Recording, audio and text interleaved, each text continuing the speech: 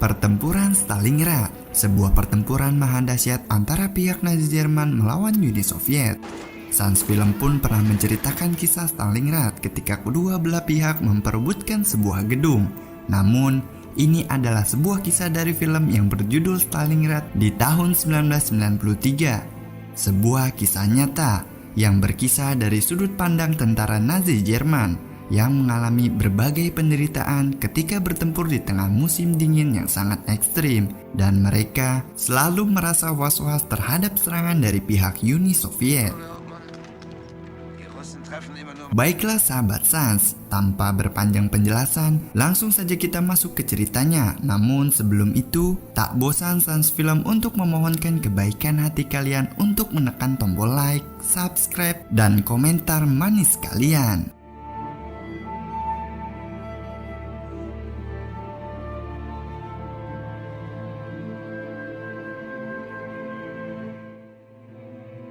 Pada suatu hari, di bulan Agustus tahun 1942, kala itu di sebuah pantai di Italia, beberapa tentara Jerman berlibur menikmati cuti mereka setelah lelah bertempur di Afrika Utara.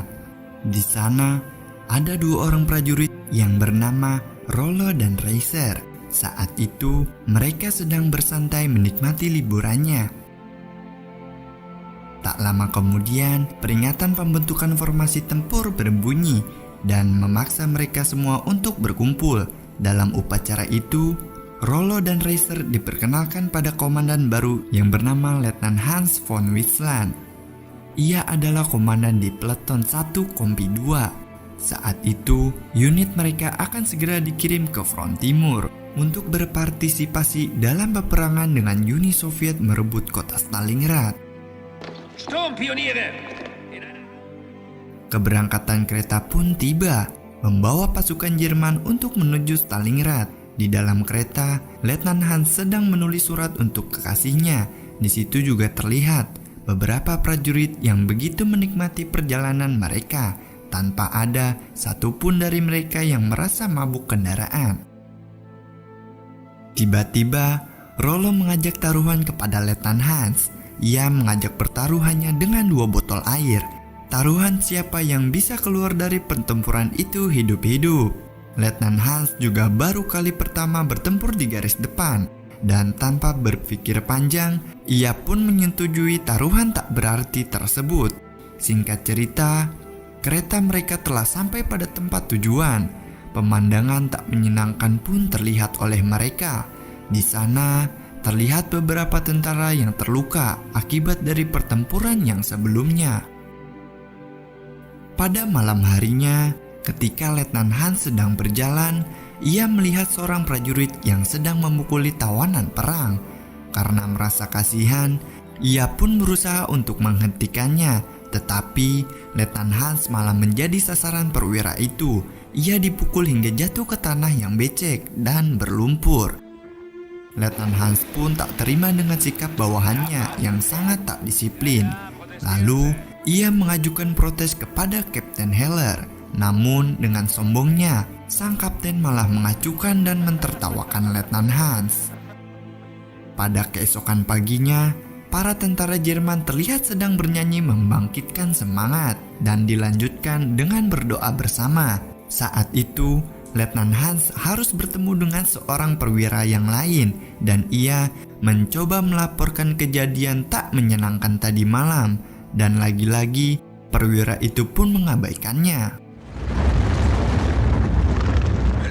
Pertempuran pun dimulai, ditandai dengan suara ledakan yang menghancurkan beberapa gedung di sana. Tembakan-tembakan artileri Jerman secara bertubi-tubi terus menghujani area pertempuran tersebut.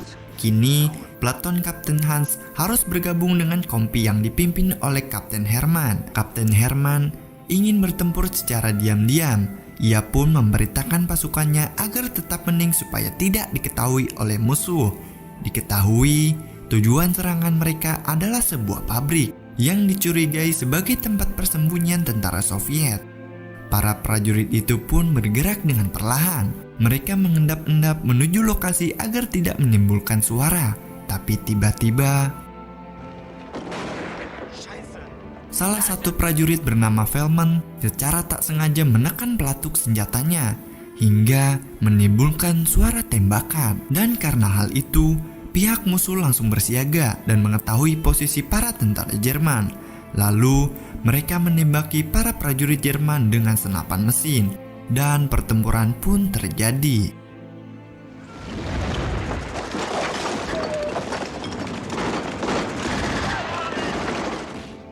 Satu persatu tentara Jerman tewas pada pertempuran tersebut karena memang posisi mereka saat itu sangat terbuka.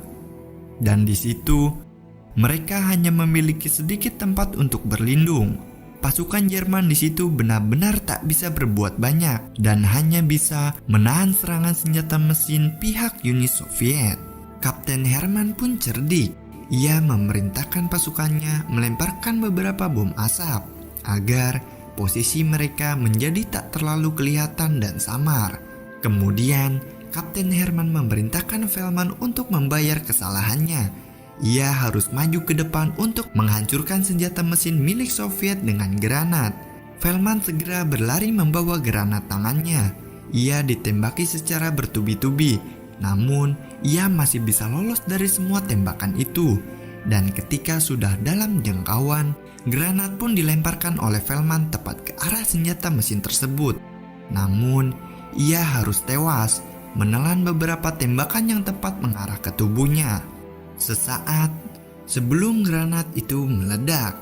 Dari kejadian tersebut, Kapten Hermann malah terlihat tidak menyesalinya. Bahkan, ia malah mengatakan kalau Velman berhutang kepada prajurit Jerman. Kematian Velman pun tak sia-sia. Perjuangannya berdampak besar, membuat teman-temannya bisa masuk ke pabrik tersebut dengan mudah. Dan akhirnya, mereka semua memutuskan untuk berpencar.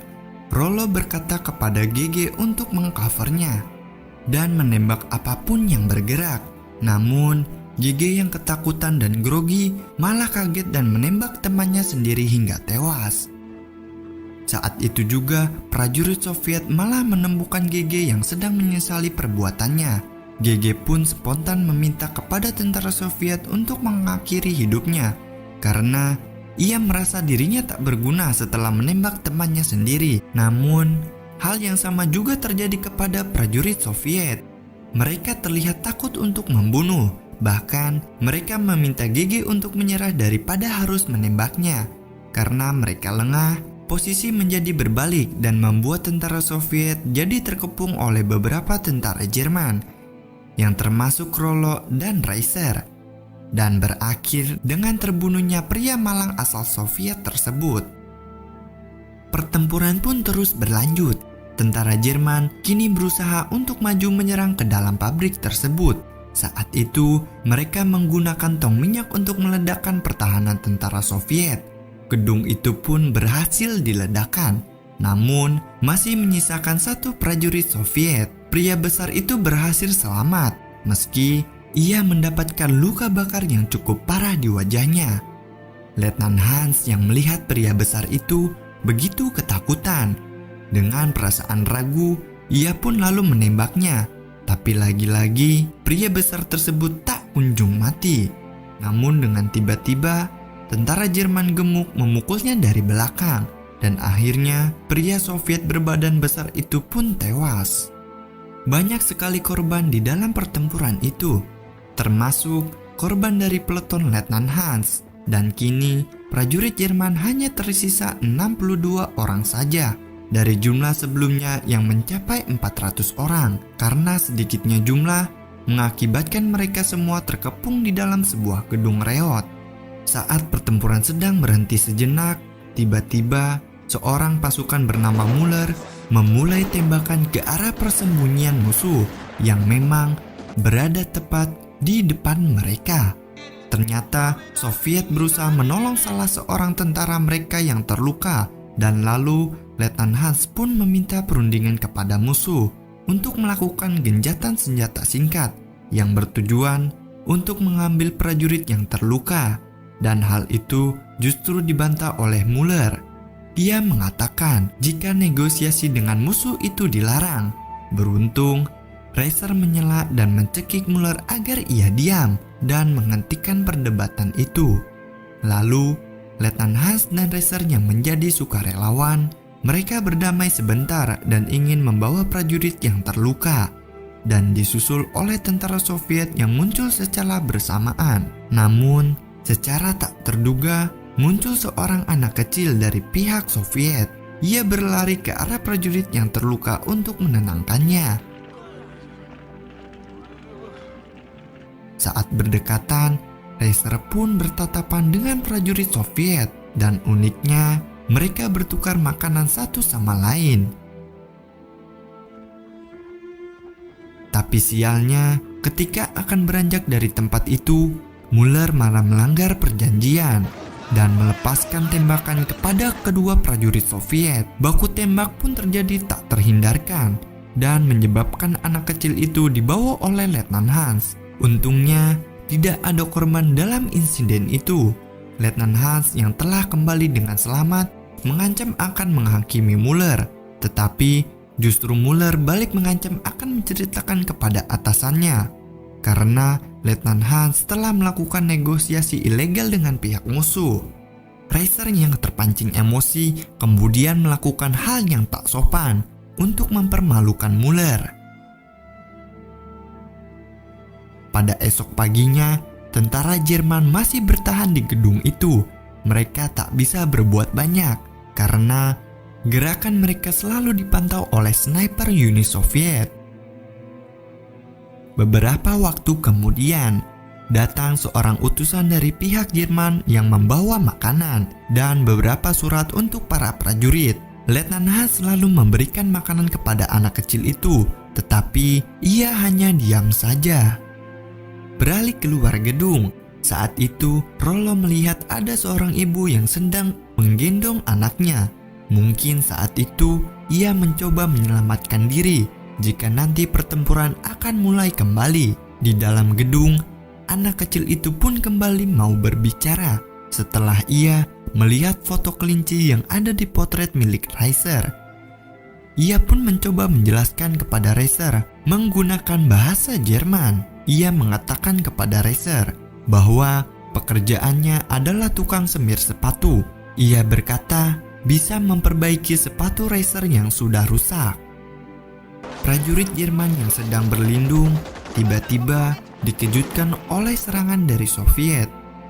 Melihat ada kesempatan, anak itu pun mencoba untuk kabur dan menyelamatkan dirinya. Selama serangan berlangsung, Letnan Hans, Reiser, Rollo dan yang lainnya turun ke bawah untuk mengamankan saluran pembuangan. Akan tetapi, Letnan Hans harus terpisah dari teman-temannya.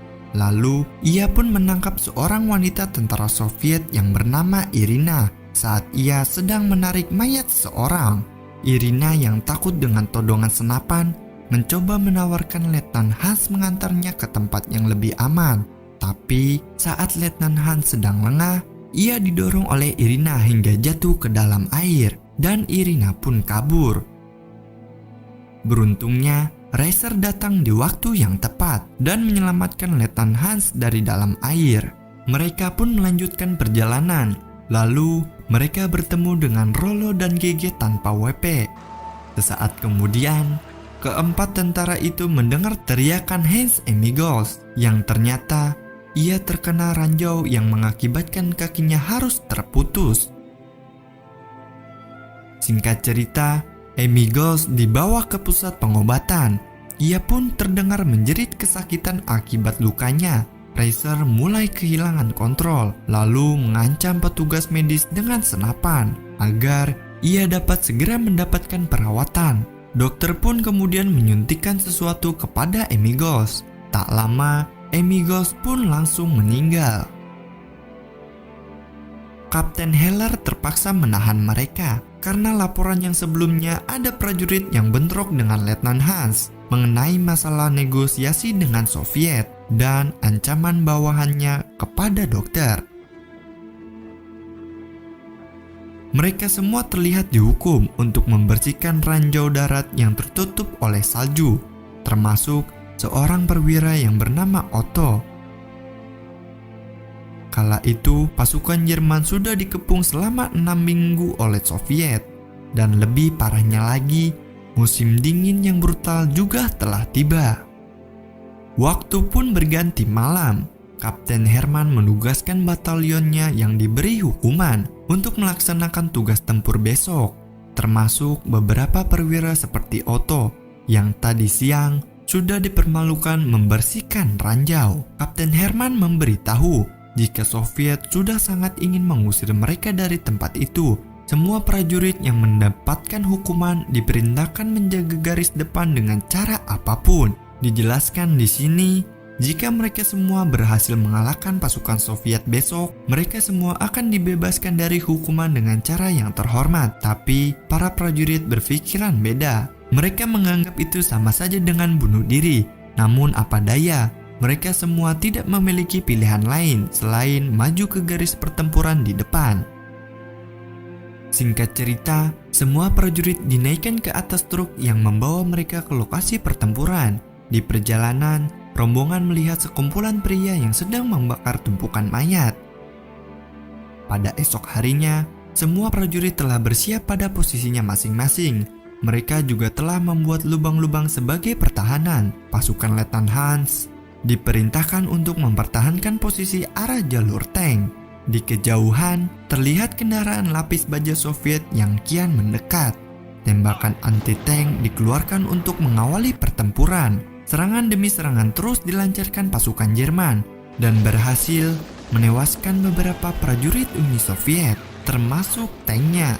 Satu persatu tank Soviet berhasil dihancurkan, termasuk Letnan Hans. Ia dengan gagah berani menghancurkan tank-tank Soviet tersebut. Singkatnya, pertempuran mengerikan itu dimenangkan oleh tentara Jerman. Di situ, Reiser berhasil mendapatkan sepasang sepatu yang ia ambil dari tentara Soviet. Kemudian, ia mengenakannya. Raut wajah peleton Letnan Hans pun sangat gembira karena berhasil memenangkan pertempuran dan berhasil selamat, walaupun tidak sedikit yang gugur dari pasukannya. Sebatang rokok yang tersisa dinyalakan untuk merayakan keberhasilan mereka, dan mereka melakukan persahabatan sesungguhnya dengan menghisap tiga sut secara bergantian. Perjalanan pun berlanjut. Mereka gotong royong membawa sebuah meriam di tengah cuaca dingin badai salju yang kian memburuk, dan akhirnya mereka tiba di sebuah pemukiman penduduk Rusia. Para warga sipil itu diusir dari zona perang, bahkan beberapa rumah mereka ada yang dibakar. Letnan Hans dan teman-temannya pun akhirnya terbebas dari hukuman mereka. Namun, Kapten Heller memerintahkan Kapten Hans dan anak buahnya untuk mengeksekusi warga sipil yang tak bersenjata karena mereka diduga mensabotase peralatan Jerman. Dan ternyata di tengah barisan warga sipil itu terdapat anak kecil yang waktu itu ditawan oleh Letnan Hans ketika mereka bertempur di pabrik. Letnan Hans meminta kepada Kapten Heller untuk menyelamatkan nyawa anak tersebut dengan jaminan ia telah membantu beberapa pasukannya sewaktu di pabrik. Namun lagi-lagi Kapten angku sombong dengan muka tak enak itu kembali menolaknya mentah-mentah. Ia berkata tak menerima alasan apapun. Bahkan, ia juga mengancam, jika tembakan dari mereka meleset, maka merekalah yang akan dieksekusi selanjutnya. Dengan berat hati dan kesedihan, Reiser serta teman-temannya telah bersiap pada posisi menembak. Senjata pun ditembakkan, dan itu menandakan bahwa penduduk sipil itu telah berhasil dieksekusi. Reiser yang sudah muak dengan atasannya bersikeras untuk pergi ke bandara meskipun bisa membahayakan dirinya.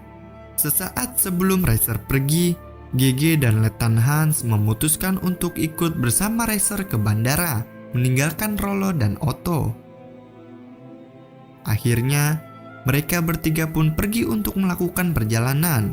Di tengah perjalanan, mereka malah melihat para penduduk sipil yang tengah menangis di depan mayat keluarganya yang telah mati dieksekusi. Mereka semua juga harus bertahan hidup di tengah cuaca yang ekstrim. Di tempat yang sama, GG menanyakan arah ke Bandara Pitonik. Ia juga membagi sedikit roti yang ia punya kepada seorang kakek tua. Kakek tua itu lalu memberitahu kalau jalan ke bandara adalah menuju ke arah barat. Perjalanan mereka pun berlanjut menjauh dari sekumpulan warga sipil itu. Di situ, GG kembali beruntung. Ia menemukan tanda medis dari tentara Jerman, yang berarti mereka semua akan mendapatkan izin tiket pesawat untuk pulang dengan syarat mereka harus terluka. Dan akhirnya mereka semua bisa sampai ke Bandara Pitonik pada malam hari. Namun serangan artileri dari Soviet datang menghantam beberapa titik vital dari Bandara Pitonik tersebut. Saat itu Reiser berpura-pura kepada seorang petugas dengan mengatakan bahwa GG terkena shock saat bertempur dengan tank musuh dan menjadikan GG bisu dan tak dapat berbicara. Petugas pun akhirnya mengizinkan mereka untuk pulang ke rumah menggunakan pesawat. Para prajurit Jerman terlihat berebut untuk masuk ke dalam pesawat. Bahkan mereka juga harus bentrok dengan petugas. Ketika pesawat penuh, pesawat itu pun berangkat meninggalkan Letnan Hans, Reiser dan GG. Dan diketahui pada bulan Januari 1943, pesawat itu adalah pesawat terakhir yang berhasil meninggalkan Stalingrad. Karena pangkalan udara Jerman tersebut tanpa henti ditembaki oleh para pasukan Uni Soviet. Karena merasa kecewa, prajurit yang ditinggalkan berangkat kembali menuju penampungan, termasuk Letnan Hans dan kedua temannya. Namun saat tiba di sebuah tenda, mereka menemukan Kapten Hermann yang menderita penyakit kaki parit, yaitu kerusakan kaki akibat kelembapan atau suhu yang tidak bagus, sehingga kaki bisa membengkak, gatal, dan mati rasa. Dengan kondisi seperti itu, sudah jelas Kapten Hermann tak bisa berjalan. Dan tak lama setelah itu, tiba-tiba salah satu pesawat dari pihak Jerman menurunkan sesuatu seperti kapsul yang berisikan beberapa makanan militer. Tanpa berpikir, para tentara yang memang sudah beberapa hari tak dapat makan langsung menghampiri dan memakan makanan itu dengan sangat lahap. Saat mereka sedang gembira mendapatkan makanan, malah datang si kapten kurang ajar tadi dan malah ia menodongkan senjatanya kepada mereka. Saat kapten kurang ajar itu lengah, dengan sigap Kapten Hans berhasil menyergapnya dan langsung dilumpuhkan oleh Rollo. Namun naas, sebelum terjatuh, kapten kurang ajar itu mengeluarkan tembakan dan mengenai GG. Reiser langsung cepat mendekatinya, tapi nyawa GG sudah tidak bisa tertolong lagi. Dan kini, kapten kurang ajar itu mencoba memohon untuk keselamatan hidupnya dengan cara memberitahu mereka bahwa selama ini persediaan makanan tersimpan di Gedung Putih di dekat teater. Lalu, Letnan Hans memberitahu bahwa anak kecil laki-laki itu bernama Kolya yang dengan sangat keji telah dieksekusi oleh kapten kurang ajar itu. Kapten kurang ajar itu lalu berbahasa basi agar selamat. Rollo yang sudah tak tahan langsung menembak kapten kurang ajar itu hingga mati. Singkat cerita, mereka berjalan menuju ke sebuah gedung putih dan juga mengangkat Kapten Hermann yang sudah tidak bisa berjalan lagi. Mereka sangat terkejut karena di dalam gedung tersebut berisi banyak sekali makanan dan minuman. Bahkan Letnan Hans juga menemukan Irina yang terikat di sebuah tempat tidur. Letnan yang baik hati merasa kasihan dan tak berpikir lagi, ia langsung melepaskan ikatan Irina. Padahal dulu ia hampir tewas didorong ke sebuah arus air deras. Karena hal tersebut, Letnan Hans juga takut jika dianggap bekerja sama dengan musuh. Irina yang kecewa memohon agar segera dibunuh. Tapi Letnan Hans menolaknya. Ia lalu memberikan senjata kepada Irina untuk menghabisi nyawanya sendiri. Karena takut, Irina hanya bisa menangis karena ia tidak bisa melakukannya. Sementara itu, Kapten Hermann yang lumpuh merasa tertipu dengan bawahannya. Ia pun menodongkan senjata kepada mereka karena dianggap membelot dengan lari dari medan pertempuran. Di lain sisi, Otto terlihat histeris dan sudah sangat stres, sehingga ia harus mengakhiri hidupnya dengan menembakkan kepalanya sendiri. hanya Rollolah satu-satunya yang masih patuh terhadap perintah kaptennya. Lalu, ia membawa keluar Kapten Herman dari tempat itu, dan malah ia mendapati Kapten Herman telah tak bernyawa dan menemukan tentara keenam yang sudah menyerah kepada Uni Soviet. Irina kini menawarkan membantu Kapten Hans dan Racer untuk keluar dan menghindari penangkapan.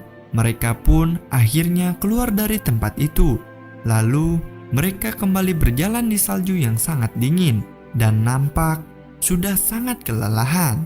Setelah menempuh perjalanan yang cukup panjang, ketiga orang itu melihat 3 orang tentara Soviet di kejauhan. Irina mencoba memanggilnya, namun naas, ia harus ditembak dan terbunuh oleh tentara tersebut. Racer dan Letnan Hans akhirnya berhasil lolos. Tapi Letnan Hans sudah terlihat sangat lemah dan akhirnya meninggal dalam dekapan Racer. Racer hanya bisa diam melihat itu dan hanya diam meskipun salju menutupi tubuhnya, dan ia hanya menunggu maut menjemputnya.